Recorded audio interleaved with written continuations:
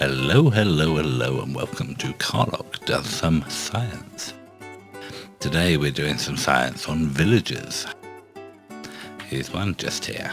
Right, first of all, we need to talk about village doors, I think. So, what makes a valid village door?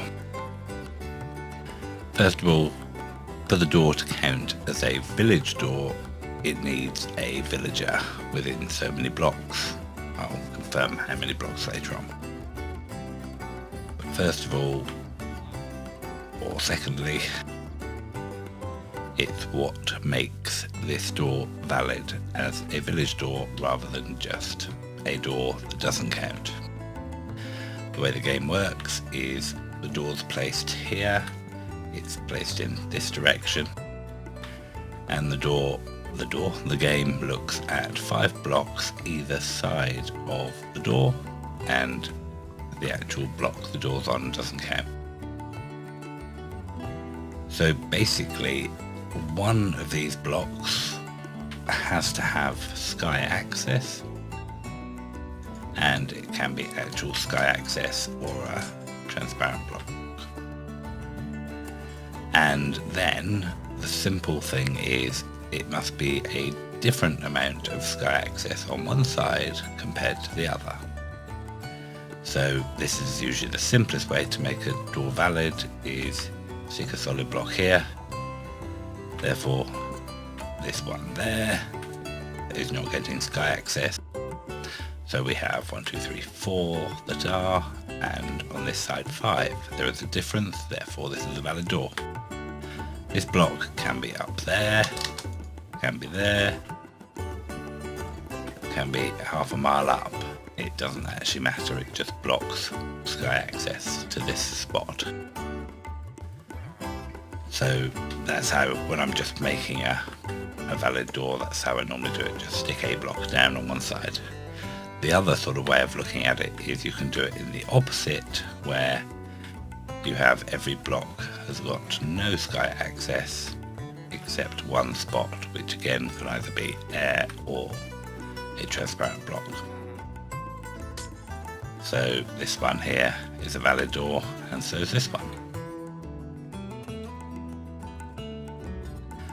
And I don't know if this shows it very well. Let's try and fly up above.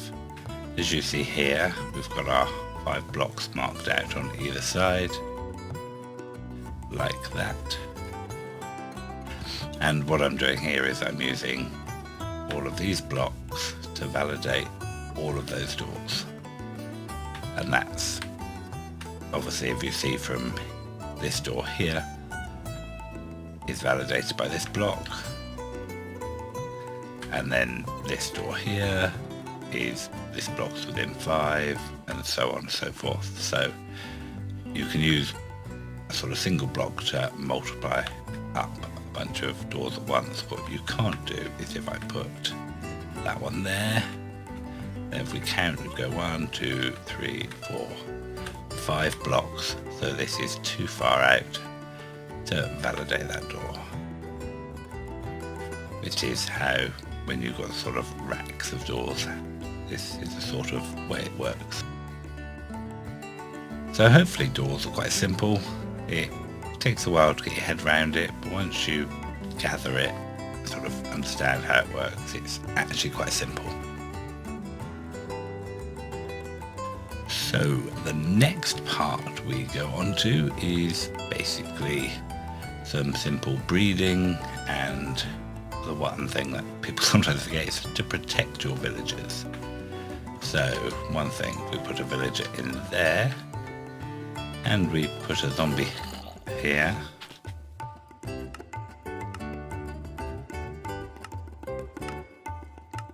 Right, let's change it to a mode where I can actually have mobs. As you see, zombies can attack diagonally through the corners, and that poor villager will either be zombified or just murdered outright. So protect your villagers, don't leave diagonal corners because they will kill them through. The next one to remember is lightning, so I've got a command block here that will just make a lightning strike. And the villager is now a witch, which which will despawn obviously if I'm not near, and will attack me and try and kill me. And once a villager is a witch, there's nothing you can do about it. The way to protect them is to build a sort of shield above. I can never remember the exact number. I think it's like about 6 blocks up or something. But looking up how to protect from lightning is a different method altogether. And I'm not covering it in too much detail on this. Just some basics. That I don't think would work. It's not big enough because the lightning could strike, say, here. And it's like an area effect. So it would kill my villager anyway. Using a command block to summon it, I think it will still strike anyway, because the command to summon lightning ignores the normal rules for lightning. Right, the basics of villager breeding. There are 2 ways to make the villagers breed. One is by trading with them, which will make them willing, and the other way is giving them food. And each villager, for each child they have, needs either 3 bread, 12 carrots, 12 potatoes. So let's quickly create a village. The village, it needs doors. So I have 9 doors. I have blocks here to validate the doors.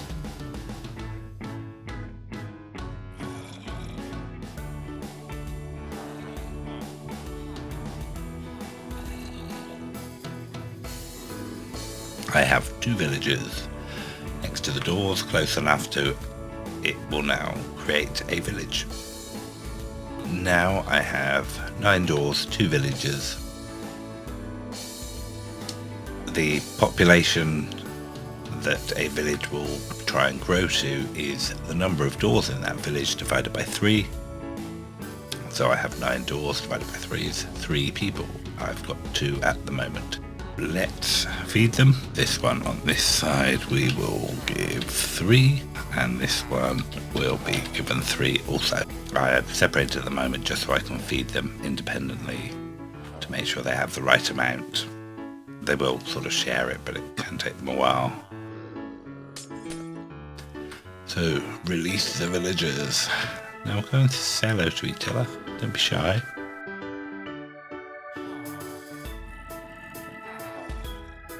Oh, they're going to be awkward today. This can take a few moments.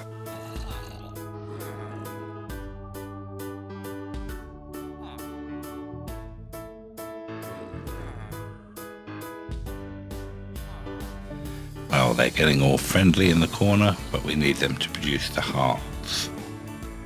That will show that they're willing. There we go. We got hearts definitely from one of them. I think that was from the other one.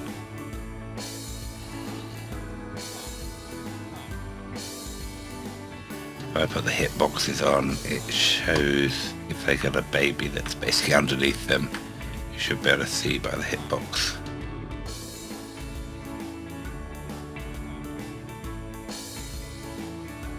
So they're fed up, ready to breed once, and it's just a matter of waiting now until they have.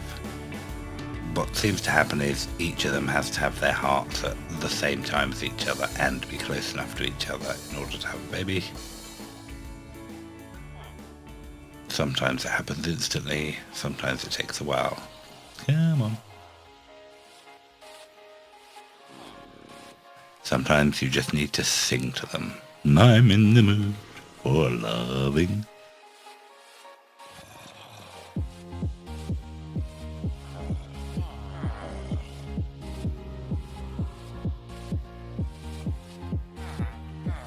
Eureka! Finally! Actually took a bit longer than I expected, but it does take a little while sometimes. You can see definitely the blue line of the view of the baby. We might be able to visible now. Yeah, there it is. The baby.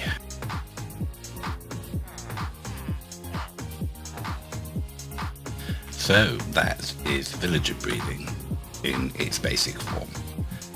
Obviously, in order to breed some more, they would need trading with or more feeding, and baby would need to be taken out of the area, or we'd have to add more doors in order to sustain a higher population.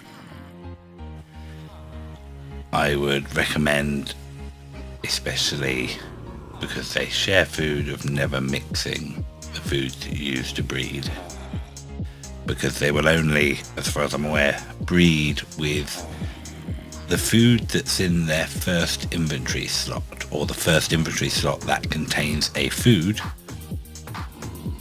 So if you have mixed stuff, you could end up with the first slot containing, say, 11 carrots, and then they might have 5 stacks of bread on some of their other inventory slots, but they would never use that bread because they believe they only use the first inventory slot.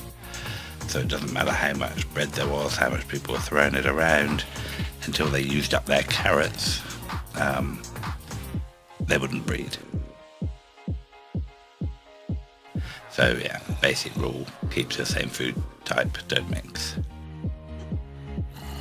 So that's all for this little part. The next one, we start getting onto the sort of theories and things about infinite village breeders.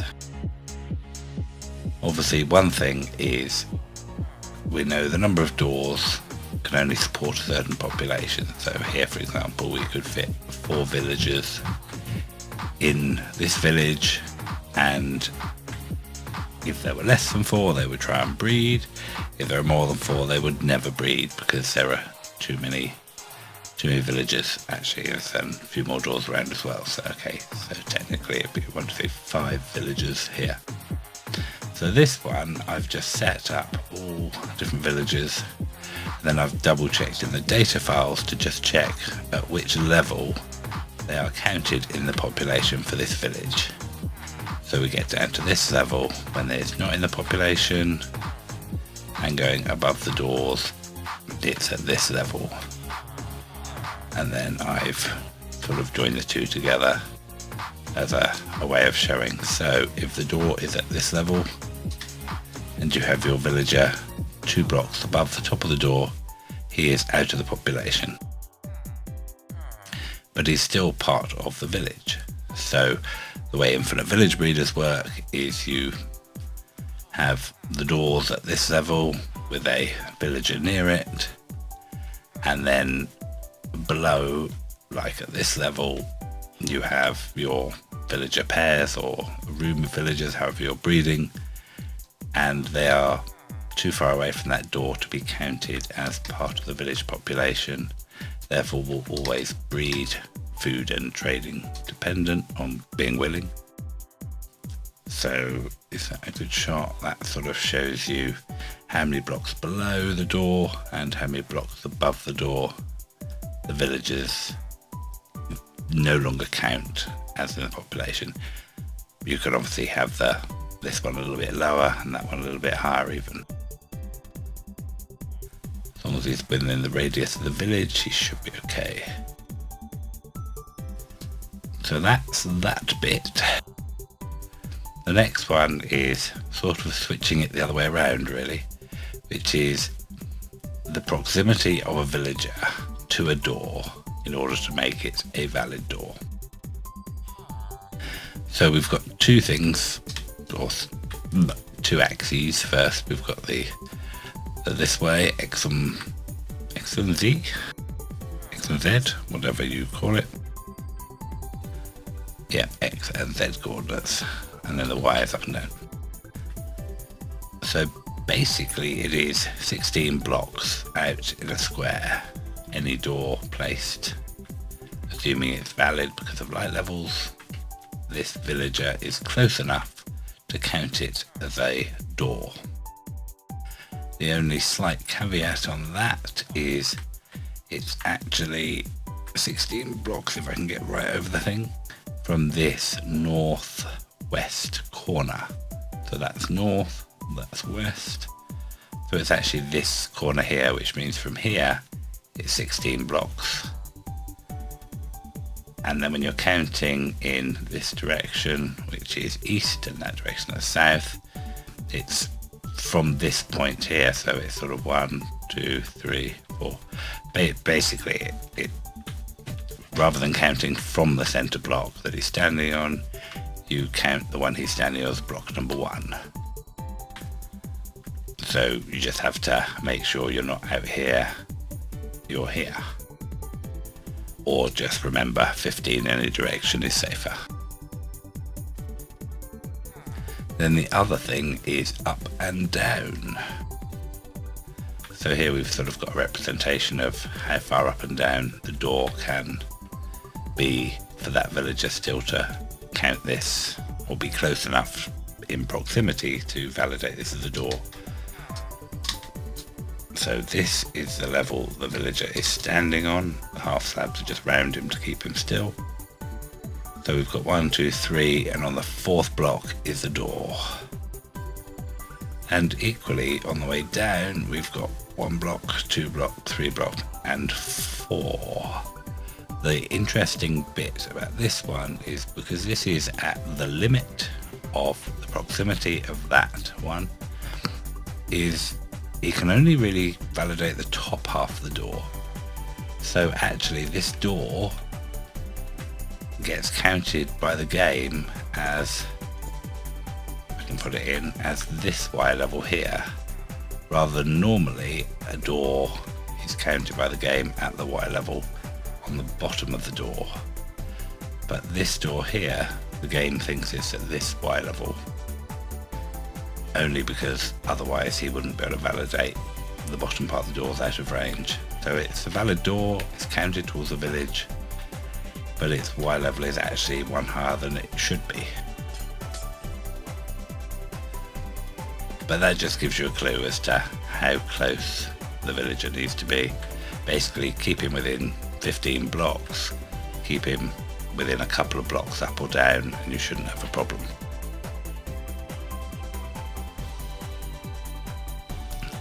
Right, what that did, I hadn't particularly realised that it only counted that bottom door at its extreme of its top level. But what I also realised during that testing is here we have 2 villagers standing over a cobblestone wall in between some cobble and things. Are basically they're floating on the very edge of this wall, so they won't fall down, but any babies will fall straight down. Then I have 6 doors which are validated here. Now this is done at a specific height, which is basically the maximum distance away underneath these 2. So it's only counting the top of these doors. But strangely enough, they're validating the doors, but they're not counted in the village population. So this village has a population of 0. Which means that if I... 3... What's slow?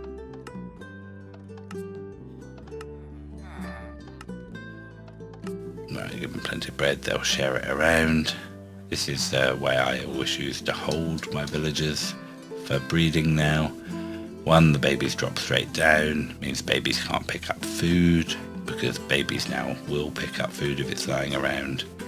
And if you wanted a brown coat for farming and wanted nothing in inventory, you would have a problem with most other farms, apart from singly picking out villagers, feeding them the exact quantity to breed, let them breed once and then take the baby away. So I have them shoved in like this between the glass panes. The interesting bit, in a way, if you have a solid block here, and again on this side, like that, or a glass block, is they can no longer pass food between them now, because there is sort of nowhere for the food to get caught, I think. So you need to have this sort of corner of this block, and there's the baby, you will just drop down there. Now technically the baby will be in the village as it's falling, so for a moment you will have 1 population in this village. Obviously here I've only got 2 villagers breeding, so it really doesn't matter.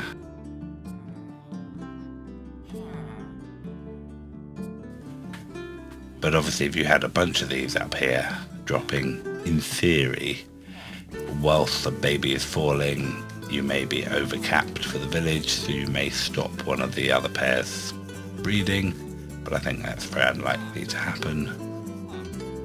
So yes, this was just a way of showing, because I now realise you could do it, having an infinite village breeder with only 2 villagers, rather than the traditional way of 1 villager with the doors and the breeding pair or pairs away from them.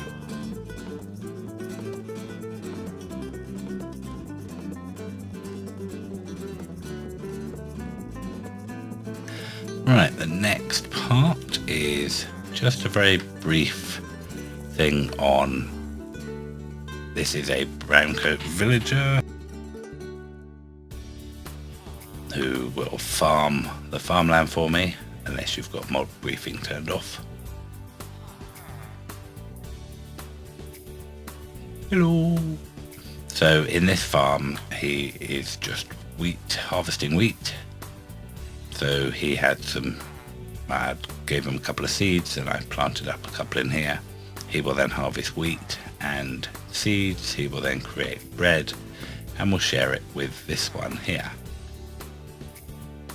So this is a sort of very basic bread farm, can be useful for breeding up, for food for breeding pairs, or also just for making farms. You can do a similar thing with carrots or potatoes. Now one of the problems with these farms is this villager here has to always be hungry, so he can't pick up any food. This one's going to try and throw him here, and there are various ways where you can have him a bit higher up on a lily pad over some water and this one will never actually be able to get food to him. What I just wanted to show here is this one here could pick up this food.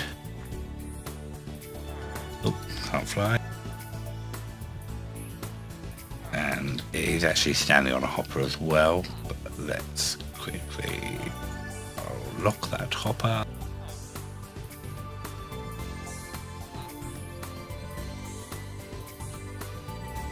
Grab some bread.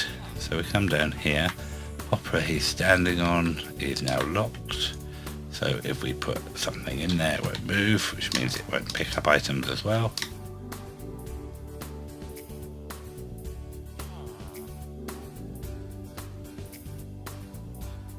So there you are, he's got 64 bread there, waiting to do it. But he won't pick them up, and he's hungry, so the other brown coat over there is always throwing food in here for him. So, running it for a little while, he's got bread. So what black magic do I use to stop him picking them up? Well, it's very simple really. Right, first of all, you need a villager. This can be any villager except the brown coat farmers. And he has 8 inventory slots. I've just spawned him in, so we know he has 8 inventory slots.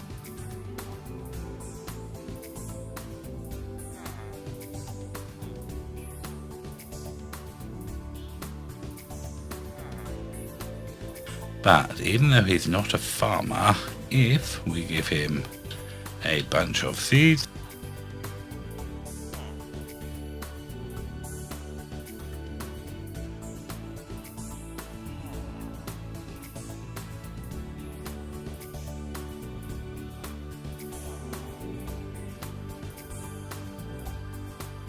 right, so he's had 4 stacks, we give him like that. As you can see, nothing on the floor, so he's picked them all up. Now this is the test stack. As you see, he can't pick that up, his inventory is full of seeds. Now, all villagers will pick up wheat, seeds, but only the brown coat ones don't do anything with wheat or seeds. He can convert wheat into bread and he will take seeds and plant them. So this one now is a permanently hungry villager that can never pick up any food. So my recommendation is, whenever you make one of these type of auto farms, is use a non-brown coat one in your little place where you're going to hide him, and fill up his inventory with seeds first, because then if you make a mistake and accidentally let him near, or he gets a bit close to where this one harvests something, or your water stream freezes because someone walks past with frostwater boots or something strange, then it doesn't matter, he can never pick up the food, so he'll always remember hungry. Always remain hungry, so that's my cunning plan to keep that one hungry forever. So that's that. The other thing briefly is the types of villagers you can get. First of all, one of the confusing things is each villager has a profession. So this one is a farmer. I haven't actually seen what he is, but he's a Fletcher. His profession is farmer, but his trade could be farmer, fisherman, shepherd or Fletcher. So when people say you need a farmer villager for these type of farms, it's the profession of farmer, not the trade of farmer, which is why some people call them browncoats rather than just farmers, because of the confusion between profession and the trade they have. I think this one is a priest profession and is actually a cleric. The profession of this type is a butcher, but it could be a butcher or leather worker. This one profession is either nitwick or generic villager or something, and this is nitwit. Obviously this one is a professional librarian, and yeah, it could be librarian or cartographer. And the blacksmith can be armourer, weaponsmith or toolsmith. Right, the main reason for villagers is you want to trade with villagers. This man here, or the librarian trade particularly, is usually the one you're after the most of. So down here are basically the percentage chance of every time a baby is spawned, of which villager it will be. So every time your baby's born, it could be one of 6 professions. Then once that role has been decided, then it decides to trade within that. So that means that there are 6 professions and 4 trades, which means 4 times 6 is 24. So you get 1 in 24 chance of the baby being a fisherman or a Fletcher or a shepherd. The cleric is like just 1 in 6 because there are no extra trade types, and so that's 16 and a bit percent. Butcher, leather worker, about 8% chance of being each one of them. Nitwit, yeah, he's a pain, is 16 and a bit percent. So librarian, which is the one you generally want the most of, is like an 8.3% chance, so basically 1 in 12. So you have to trade through quite a lot of villagers even to get the librarian trade. Then you want the librarian trades you're after, so be prepared for many, many, many hundreds and hundreds of villagers. The blacksmith one, armour, weapon or tool, is 5.5%.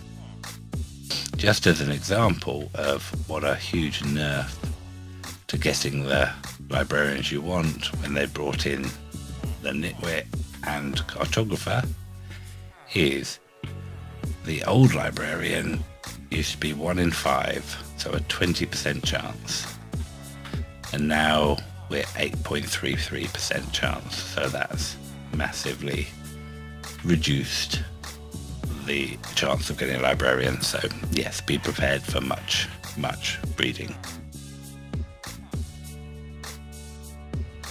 So I think that's about it for this part of for this tutorial. I might do a follow-up with a few more bits about villagers in the future. I'm sort of working on the ultimate trading station, breeder and sorter for my villagers. I've had various types I use over the years. If I can get what I think is the best done, then I'll I'll do a video on that as well. Well, thank you for watching. I hope it is understandable and of use to you. So yeah, thank you for watching. If you like the video, please tick like. If you really liked it, please subscribe. I suppose if you hated it, you could tick dislike, but no. Anyway, bye for now.